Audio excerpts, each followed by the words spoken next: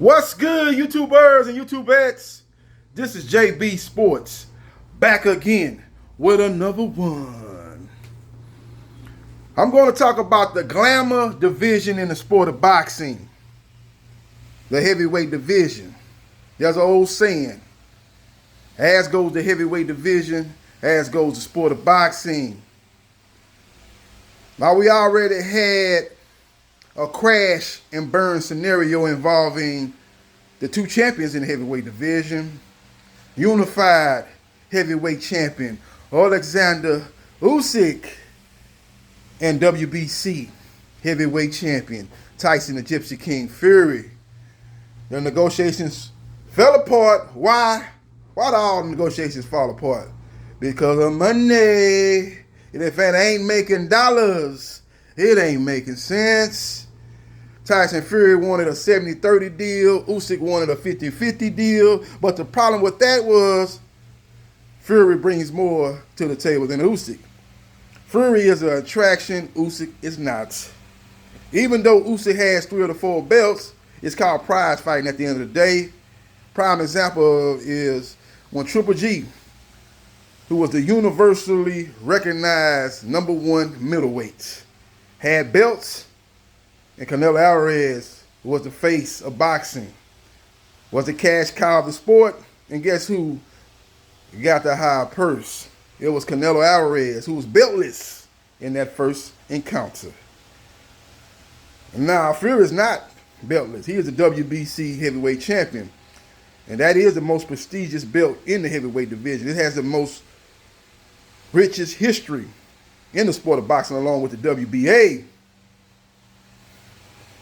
And he has come off some scintillating performances, not only inside that square circle, but at the box office. Look at the numbers that he produced in the second Wilder fight. That fight did 850,000 pay-per-view buys. The third fight, a fight that people went into thinking it was going to be a one-sided affair. They were not supposed to be that excited about the third fight due to how the second fight played out. Well, that third fight did 650,000 pay-per-view buys and will go down as one of the greatest heavyweight matchups in boxing history. Great performances by Tyson Fury and Deontay Wilder, and I believe those are the 2 top fighters in the heavyweight division. And I rate Usyk as the #3 heavyweight, despite the fact that he holds 3 of the 4 major belts. But he wants 50-50, and that was the reason why the Fury fight fell apart. People want to blame Fury, but Fury is looking at it like a businessman, not like a fan. He's saying, look, I bring more to the table than Usyk. My numbers are greater than Usyk. Why in the hell will I give him 50-50? Damn the belts. And here we are in a similar situation involving Deontay Wilder versus Andy Ruiz. Andy Ruiz was a former unified heavyweight champion. The titles that Usyk holds right now, those titles were held previously by Andy Ruiz before he lost them to Anthony Joshua in the rematch. Deontay Wilder is the former WBC heavyweight champion, which is currently held by Tyson the Gypsy King Fury, who defeated Deontay Wilder. But like Fury, Wilder brings higher revenue in his previous fights than Andy Ruiz. Wilder did $850K with Tyson Fury as the A side. He did $650K with Fury as the quote-unquote B side. He did $300,000 with Tyson Fury in the first fight as the A side. He did $275K in a rematch versus King Kong Ortiz as the A side. Andy Ruiz, on the other hand, when he took on Chris Arreola, that fight took place in Carson, California, at the StubHub Center. That fight did $100K. And that was Andy Ruiz as the A side. Now, when he captured the WBA, WBO, and IBF titles versus Anthony Joshua as a late replacement, that fight was on the Zone. That fight was not on pay-per-view. The rematch was also on the Zone. not on pay-per-view because it's only at that time was not doing pay-per-view. His only pay-per-view as the clear A side was against Chris Arreola, and again that fight did 100,000 pay-per-view buys, and that is the reason why Deontay Wilder considers himself, no doubt about it, A side. That's why he sent Andy Ruiz the offer. Andy Ruiz couldn't send Wilder a goddamn thing because he's the B side. So Wilder sent him a 70-30 offer. I believe that's more than fair. Andy Ruiz's dad, Andy Ruiz Sr., basically told Wilder to go kick rocks. They're not going to accept 70-30. They want 50-50. They say Wilder in his last fight beat his sparring partner.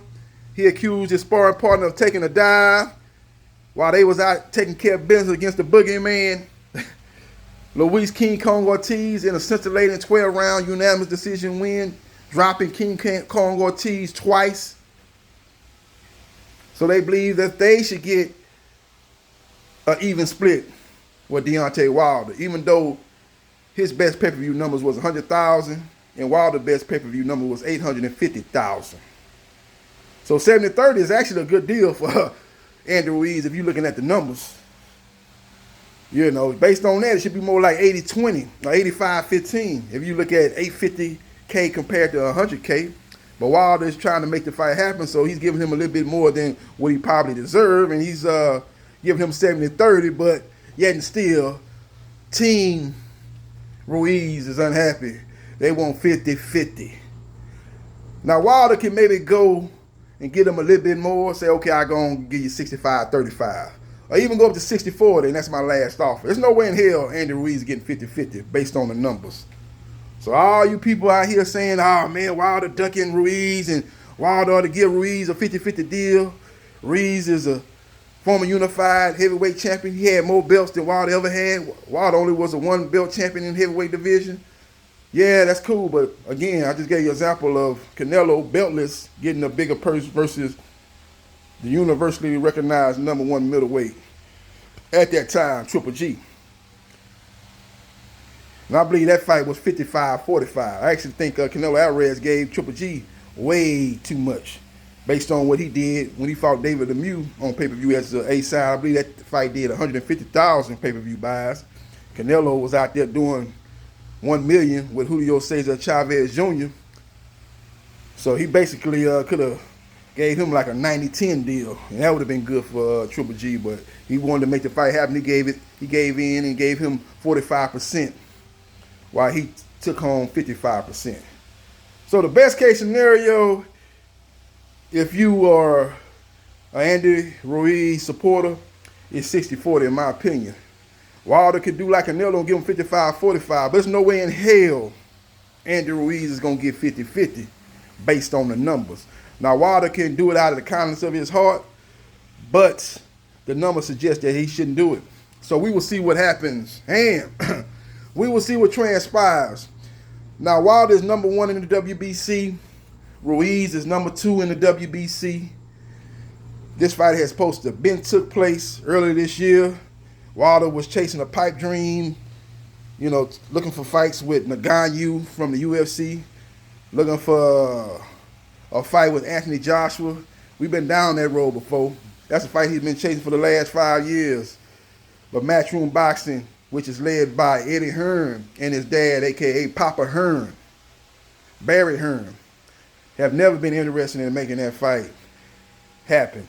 And they're probably not going to be willing to make that fight until they feel that Wilder is long in the tooth, that Wilder has slowed down, that Wilder's not the same fighter that he was when he was sleeping. Romain Stavern, sleeping Dominique Brazil, giving a NyQuil to Robert Helenius. They still seeing that power in that right hand, and he's doing better movement up under the tutelage of his new trainer, Malik Scott.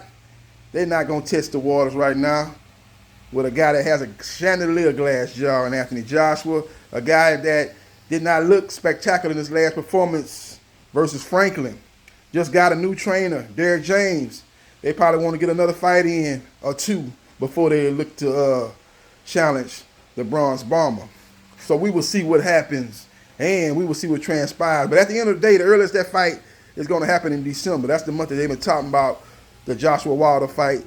Both fighters are definitely going to get a fight in by the summer, and then we'll see about that fight possibly taking place at the end of the year. I wouldn't hold my breath, so we will see what happens, and we will see what transpires. But Wilder versus Ruiz must get done. The PBC is right now winning in the sport of boxing, putting on the biggest and best fights.